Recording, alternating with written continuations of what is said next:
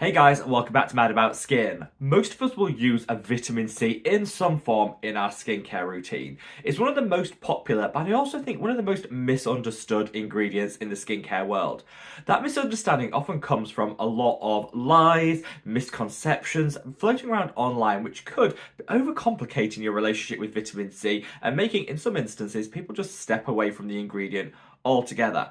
I'm here to tell you that actually it's a lot more simple than people give it credit for. And by dispelling a few of these myths and misconceptions in this video, hopefully it might just make your vitamin C serum a little bit easier to incorporate in your skincare routine. Sit back, relax, let's talk some vitamin C lies. Now let me know in the comment section below what your own relationship with vitamin C is. Do you have your favourite serum? Name it, because I love to hear your recommendations. Have you stepped away from vitamin C? Do you use some other active ingredients? Just let me know. Let's get that conversation going in the comment section below, because I do really love to hear from you guys and I'd love to hear your experiences with the ingredients that I talk about in every single video. So vitamin C, as an ingredient, it's amazing. And it's amazing mainly because it has so many different benefits. It's a potent antioxidant, which means it's going to protect the skin from free radical damage. It can fade hyperpigmentation, give us a more even skin tone, and over time, if used in conjunction with other active ingredients, can actually boost the levels of collagen and elastin production for some great anti-aging benefit. It boosts the radiance and luminosity in the skin, so it's just an all-over game-changing ingredient, and I wouldn't personally be without it in my skincare routine. But it took me years to find the right vitamin C, and I realised had I not believed a lot of these myths and lies that I'm going to talk about in today's video, I would have probably found my holy grail vitamin C a whole lot sooner, and it would have been a lot easier to incorporate in my skincare routine. So kick things off with myth number one, that is that pH is the most important factor in choosing a vitamin C. Now, vitamin C can struggle to get through the top layer of the skin to where it needs to be in order to deliver that multitude of benefits that I just spoke about. So of course, brands searched around for ways of enhancing the penetration of the vitamin C and giving you the very best outcomes. The cheapest and the easiest way of doing this was actually to formulate it in a low pH environment. Vitamin C finds it much easier to get into the skin in a low pH formulation, so most brands, particularly in the early days, went with this as like their preferred vehicle. So all that's great, but low pH can trigger sensitivity and irritation, particularly if you're already sensitivity prone in terms of your skin type. So this led a lot of people, even today, to say if your vitamin C isn't formulated in a low pH environment, it's garbage. It's not getting into the skin, it's not doing any benefit. This, though, isn't actually true. Whilst pH is one way of increasing the penetration of your vitamin C, it's not the only way. So I see a lot of content creators using those little awful like pH testers and dipping in the vitamin C and then declaring it to be garbage or to be great just based on that one test, without understanding that actually a lot goes into the formulation that can really impact the rate of penetration into the skin. A lot of brands now use more advanced ingredients to aid that penetration. This is why the timeless vitamin C, being a great example, delivers such wonderful benefits, but actually does so in a much more skin compatible pH than some other alternatives. Because it's got a higher pH doesn't mean that it's less effective. Actually, it uses some other ingredients to enhance the penetration rate to give you great results with less irritation. Also, drying alcohols. I know a lot of people hate to see them in skincare, but adding a little alcohol to a formulation can also enhance the penetration rate. That's not going to work for everyone, particularly people with dryness prone skin type. But for a lot of people, just that touch of alcohol can actually increase the penetration rate whilst also providing that great vitamin C hit in a lot less of a sensitivity inducing way than in a low pH environment. So let's just get out of our minds that pH is the one and only factor that determines whether a vitamin C serum is effective. It's not. We need to do away with those little pH testing strips because actually they really can be quite misleading. They don't tell the full story. Look at the formulation, and this is why a lot of the very best vitamin C's can deliver game-changing results at much more skin-compatible pH than some of the earlier versions. The second misconception surrounds packaging. A lot of people say if your vitamin C isn't in an airtight pump, it's useless. And I think a lot of this comes about from the fact that vitamin C is inherently unstable. It reacts very quickly to oxygen, oxidizes, and then it just becomes less effective.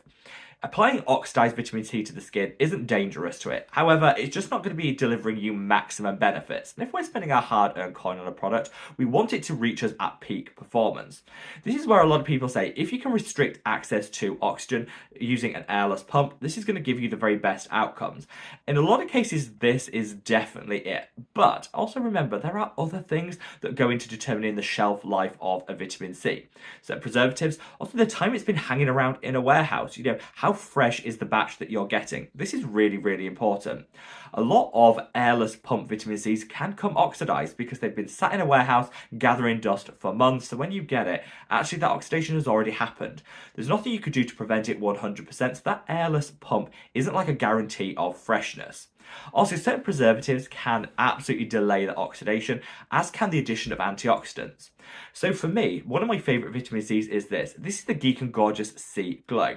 It's in a dropper bottle, which will be like an ultimate turn-off for a lot of people that say airless pump or nothing. When actually, if you look at this, it's formulated with antioxidants, which actually delay the oxidative process with the vitamin C. And this is made fresh just for you in a batch once every single week. So it's not been sitting around on a warehouse shelf. When it arrives, it's been produced maximum 7 days before you receive it. This is game changing because it means you're getting at maximum efficacy, minimum risk of oxidation, and it just extends the shelf life of it. It doesn't have to be in an airless pump to mean that you're going to get a really fresh product. It definitely can help, but just bear that in mind. Look beyond just the packaging and work out about the overall production, the formulation, before you reach for your vitamin C. The third myth and misconception concerns what you can and can't use vitamin C with. This stressed me out for the longest time and was the main reason why I stopped using vitamin C. I reintroduced it when I realised actually vitamin C is much more flexible. It's friends with all ingredients. You just have to match the ones you choose to your individual skin's needs. I've heard people say you can't use vitamin C with niacinamide, you can't use it with exfoliating acids, and you definitely can't use it with peptides. In truth, all of that is false. You just need to make sure you're using it in a way that's appropriate to your individual skin. So let's break this down and these three ingredients that people say you can't use alongside vitamin C. Niacinamide. I think all of this comes from one study done quite some time ago that showed if you use vitamin C and niacinamide together, it increases the risk of sensitivity versus just using one of these ingredients in isolation. At the margins, that can potentially be the case, but honestly, it's going to impact so few people. I think this is more scaremongering than actually going to be impacting your direct skincare routine. If you've got a very, very sensitive skin type, then maybe not using vitamin C and niacinamide together in the same routine is the way forward. For most of us, these pair really well together, and you see a lot of vitamin C serums now formulated with niacinamide because it just helps double down on that hyperpigmentation fighting of the vitamin C. Second, let's talk about exfoliating acids. Well, exfoliating acids come with a low pH, especially the effective ones. Again, if you've got a low pH vitamin C, which still a lot of formulations are formulating that low pH, the two can just double down any risk of sensitivity and irritation. This again can be the case if you've got super sensitive skin, but actually it might be of benefit if you're using an exfoliating toner to lower the pH of the skin, then applying your low pH vitamin C on top, you'll probably get a better penetration rate of that vitamin C and higher benefits, more efficacy. So actually using these two together is my personal preferred way of maximizing the benefits of both. Won't work if you've got super sensitive skin, but don't just discount the two. Work out how these two interact together on your individual skin and whether you want to continue using them going forward. Third is peptides. Again, this is all a myth based on a couple of studies done a long time ago that showed if you expose peptides to intense pressure, a low pH environment, and a lot of heat, it breaks them apart, renders them useless. So a lot of people said, okay, low pH vitamin C, can't use it with your peptides. Well, that's just one of those three things. You haven't got the intense pressure or the super high heat. Therefore, it's not going to break your peptides apart. Also, as I said earlier in the video, a lot of vitamin Cs are no longer formulated in a low pH environment. They use other penetration enhancing ingredients to just deliver the results you want. So, first of all, check the pH of your vitamin C. it's probably not in a low pH formulation anyway, and you're absolutely fine. But even if it is a low pH product, you're still fine to use it alongside your peptides because you don't have the other two contributing factors to denaturing them, the intense pressure and the high heat. So let's dispel these myths. Unless you have a super sensitive skin type, I think you can pair your vitamin C alongside just about every ingredient in your skincare routine. The one I probably would avoid are retinoids, which are, in their own nature, pretty sensitizing, and I wouldn't want to use a vitamin C, which can be a little sensitizing itself, alongside it. It works great for some people, but for my skin, I think it'd just be too much. So that's the one ingredient I'd caution against using alongside vitamin C.